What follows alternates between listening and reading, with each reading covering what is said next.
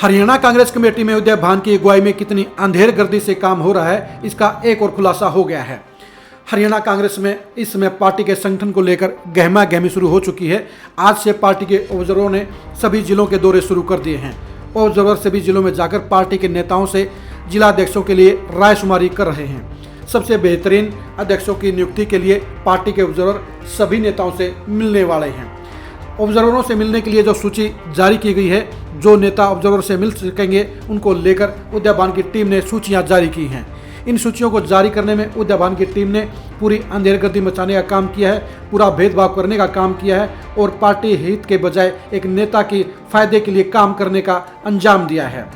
हमारे सामने दादरी की सूची आई है। इस सूची के अंदर ऑब्जर्वर से मिलने के लिए 10 लोगों के नाम रखे गए हैं। इन नामों में सबसे पहला नाम है रणवीर सिंह महिंद्रा, एक्स मिनिस्टर। रणवीर सिंह महिंद्रा मंत्री कब बने, ये तो शायद उदय भान और उनकी टीम ही जानते हैं। हम तो इतना जानते हैं कि रणवीर महिंद्रा सिर्फ एक बार 2005 में मुंडाल से विधायक बने थे। उसके बाद वो लगातार 3 चुनाव बारडा से हार चुके हैं। ऐसे में उनको पूर्व मंत्री बताना पूरी की पूरी उदय भान की टीम पर सवालिया निशान खड़ा करता है। रणवीर महिंद्रा को नंबर 1 पर रखना वो भी सवालिया निशान खड़ा करता है। नंबर 2 पर पूर्व विधायक मेजर नृपेंद्र सांगवान का है। नंबर 3 पर पूर्व विधायक कर्नल रघुवीर सिंह छिल्लर का नाम है। उसके बाद नंबर 4 पर दिलबाग सिंह, नंबर 5 पर परमजीत मड्डू का नाम है। नंबर 6 पर भी सबसे चौंकाने वाला नाम सामने आया है। नंबर 6 पर नाम है अनिरुद्ध चौधरी का। अनिरुद्ध चौधरी रणवीर सिंह महिंद्रा के बेटे हैं और सूची के अंदर भी लिखा गया है वो पीसीसी डेलीगेट भिवानी रूरल से हैं। जो नेता भिवानी जिले से डेलीगेट बना है उसे दादरी की सूची में कैसे शामिल किया जा सकता है? पार्टी के नियम कायदे के अनुसार एक जिले का पदाधिकारी दूसरे जिले की रायशुमारी में शामिल नहीं हो सकता है। वो ऑब्जर्वरों को अपनी राय नहीं दे सकता है। ऐसे में किसकी परमिशन से, किसके आदेश से अनिरुद्ध चौधरी का नाम इस सूची में शामिल किया गया? ये तो बराबर के जिले की दूसरे जिले में घुसपैठ कही जाएगी और उस घुसपैठ कराने का अधिकार किसी को नहीं है। यानी उदय भान ने अनिरुद्ध चौधरी का नाम इस सूची में शामिल करके पार्टी के नियम कायदों को तोड़ने का काम किया है। आखिर क्या वजह है, किसकी सिफारिश पर अनिरुद्ध चौधरी का नाम इस सूची में जारी करने का काम किया गया है? इस सूची में अनिरुद्ध चौधरी का नाम आने से उदय भान के ऊपर सवालिया निशान खड़े हो गए हैं। नंबर 7 पर मनीषा सांगवान का नाम है। नंबर 8 पर शादा रानी का नाम है। नंबर 9 पर योगेश फोगाट का नाम है और नंबर 10 पर मनोज कुमार यादव का नाम है। दादरी जिले में ऑब्जर्वर कल पहुंचेंगे और वहां नेताओं से रायशुमारी करेंगे, जिलाध्यक्ष को लेकर चर्चा करेंगे। अब हम आपको बता दें, इन 10 नामों के अलावा पार्टी के जिले में 10 और ऐसे चेहरे हैं जिनको इस सूची में शामिल होना चाहिए था और उनमें से भी 3 पूर्व विधायक हैं। इस सूची में जिन पूर्व विधायकों को जगह नहीं देगी उनके नाम हैं पूर्व विधायक नरपेंद्र मांढी, पूर्व विधायक रण सिंह मान, पूर्व विधायक धर्मपाल सांगवान। तीनों ही विधायक रहे हैं और तीनों का अपने इलाके में बड़ा रसूख है। तीनों को अगर कांग्रेस के पदाधिकारी, अगर उदय भान की टीम कांग्रेस के नेता नहीं मानती है, पूर्व विधायक नहीं मानती है, तो वो उनके ऊपर सवालिया निशान है। आखिर क्या वजह है इन तीनों पूर्व विधायकों को इस मीटिंग में शामिल होने के लायक नहीं समझा गया और उनको सूची में जगह नहीं दी गई? क्या इसलिए किया गया कि क्या ये नेता भूपेंद्र हुड्डा के कट्टर समर्थक नहीं है? इनको आखिर इग्नोर करने का काम क्यों किया गया? आपको यह भी बता दें कि इन तीनों विधायकों की ऐसी कोई निष्ठा नहीं है जो एक नेता के साथ में हो।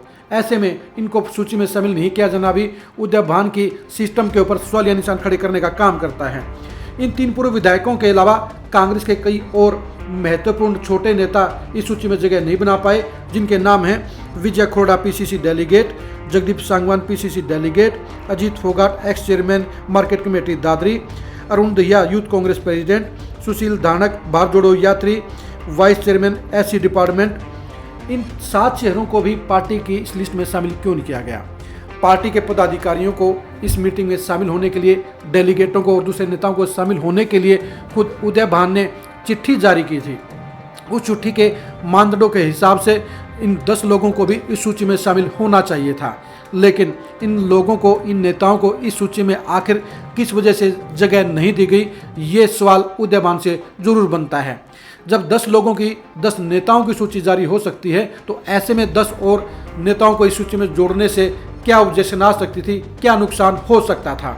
जाहिर तौर पर उदय भान की इस सूची के जरिए मानसिकता की सोच की पोल खुलती है और उससे साबित होता है कि उदय भान सिर्फ भूपेंद्र हुड्डा की भलाई के लिए, भूपेंद्र हुड्डा के फायदे के लिए ही काम कर रहे हैं और वो सिर्फ ऊपरी आदेशों पर ही अमल कर रहे हैं। उन्हें पार्टी की मजबूती से, पार्टी के हित से कोई लेना देना नहीं है।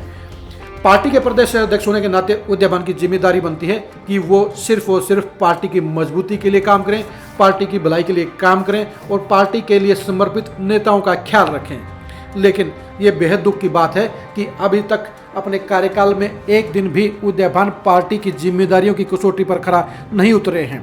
दादरी जिले की लिस्ट भी बता रही है कि उदयभान ने अपनी जिम्मेदारी के साथ ईमानदारी से निर्वहन नहीं किया है, यानी वो निष्पक्षता से काम करने की बजाय वो सिर्फ भूपेंद्र हुड्डा के लिए काम कर रहे हैं। वो पार्टी के सभी नेताओं को, सभी खेमों को साथ लेने की बजाय सिर्फ अपनी मनमर्जी से और भूपेंद्र हुड्डा के इशारे और आदेश पर काम कर रहे हैं। पार्टी के सबसे मजबूत जिलाध्यक्ष नियुक्त करने के लिए जरूरी है कि पार्टी के सभी खेमों के नेता, पार्टी के सभी बड़े नेता, पार्टी के सभी छोटे नेता और सभी डेलीगेट इन ऑब्जर्वरों से मुलाकात करें और अपनी राय दें, अपने सुझाव दें। उसके आधार पर ही पार्टी अगर जिलाध्यक्षों का चयन करती है तो वो पूरी पार्टी के लिए फायदेमंद होगा। लेकिन दिक्कत इस बात की है, उदयभान और उसकी टीम पिक एंड चूज के आधार पर सूचियां जारी कर रही है। वो ऐसे नेताओं को सबसे आगे रख रही है जो भूपेंद्र हुड्डा को फायदेमंद लगते हैं, जो भूपेंद्र हुड्डा के साथ खड़े हैं और जो सिर्फ भूपेंद्र हुड्डा के लिए बात करते हैं। कांग्रेस पार्टी के लिए समर्पित नेताओं और पदाधिकारियों के लिए इस सूची में या तो जगह नहीं है या उनका नंबर काफ़ी नीचे आता है। दादरी जिले की सूची बता रही है कि ऑब्जर्वरों को नेताओं से मिलाने के लिए जो सूची बनाई जा रही है, जो सूची जारी की जा रही है, उसमें जरा भी ईमानदारी नहीं है, उसमें जरा भी निष्पक्षता नहीं है, बल्कि उसे साफ तौर पर एक खास सोच के साथ एक खास नेता को फायदा दिलाने के लिए तैयार किया जा रहा है। यानी ऑब्जर्वर के सामने वो सूची पेश की जा रही है जिसमें पार्टी के सभी नेताओं के नाम शामिल नहीं है, बल्कि अपनी पसंद के नेताओं और पदाधिकारियों को इस सूची में शामिल किया गया है। कुछ पदाधिकारियों को मजबूरी के चलते इसमें शामिल किया गया है क्योंकि ये अलग अलग प्रकोष्ठों के जिलाध्यक्ष हैं, लेकिन इन जिलाध्यक्षों में भी अधिकांश लोगों की नियुक्ति उदयभान ने भूपेंद्र हुड्डा के कहने से की है। यानी इस सूची के अंदर 90% नेता सिर्फ भूपेंद्र हुड्डा खेमे के हैं। बाकी के निष्पक्ष नेताओं को, बाकी के खेमों के नेताओं को और पदाधिकारियों को इस सूची में जानबूझकर जगह नहीं दी गई है, यानी उन्हें इग्नोर किया गया है, उन्हें हाशिए पर डालने का काम किया गया है। उदयभान की दादरी की सूची बताती है कि बाकी जिलों में भी ऐसा ही खेल खेला जा रहा है जो पार्टी के हितों के खिलाफ है। पार्टी के ऑब्जर्वर इसलिए प्रदेश में पहुंचे हैं ताकि वे प्रदेश के सभी पार्टी के नेताओं से राय लेकर सबसे बेहतर जिलाध्यक्षों की नियुक्ति कर सकें। पार्टी प्रभारी दीपक बाबरिया ने भी चंडीगढ़ में साफ साफ कहा था कि पार्टी की मजबूती के लिए ऐसे नेताओं को जिलाध्यक्ष बनाया जाएगा जो सबसे मजबूत होंगे, जो सबसे काबिल होंगे, जो पार्टी के लिए समर्पित होंगे। लेकिन दिक्कत इस बात की है कि पार्टी के लिए समर्पित नेताओं को ही ऑब्जर्वरों से मिलने के लिए टाइम नहीं दिया जा रहा है, उनको सूची में जगह नहीं दी जा रही है। यानी ऐसे नेताओं को पार्टी के ऑब्जर्वर से मिलने के लिए रिक्वेस्ट भेजनी पड़ेगी, उन्हें मैसेज करना पड़ेगा, उन्हें फ़ोन करना पड़ेगा। पार्टी ऑब्जर्वर की टेबल पर ऐसे नेताओं की सूची नहीं है जो सिर्फ पार्टी के लिए समर्पित हैं या दूसरे खेमों से संबंधित हैं। इसलिए उदयभान की सोच पर, उदयभान की वर्किंग पर सवालिया निशान खड़ा हो रहा है। अब देखने की बात यही है कि पार्टी हाईकमान आखिर कब तक उदयभान की इन नालायकियों का, इन अंधेरगर्दियों को जो अनदेखा करता रहेगा। उदयभान की एक बार फिर से पोल खुल गई है और साबित हो गया है कि वो पार्टी के मजबूती के लिए, पार्टी के लिए समर्पित नेता नहीं है, बल्कि वो सिर्फ भूपेंद्र हुड्डा के लिए समर्पित नेता हैं। उदयभान की वर्किंग को गहराई से जानने के लिए, उदयभान के फैसलों को जानने के लिए, उदयभान की वर्किंग की गहराई से पड़ताल के लिए आप लगातार खरी खरी न्यूज़ के साथ जुड़े रहिए। आप हमारे फेसबुक पेज को लाइक कीजिए, आप हमारे यूट्यूब चैनल को सब्सक्राइब कीजिए। नमस्कार।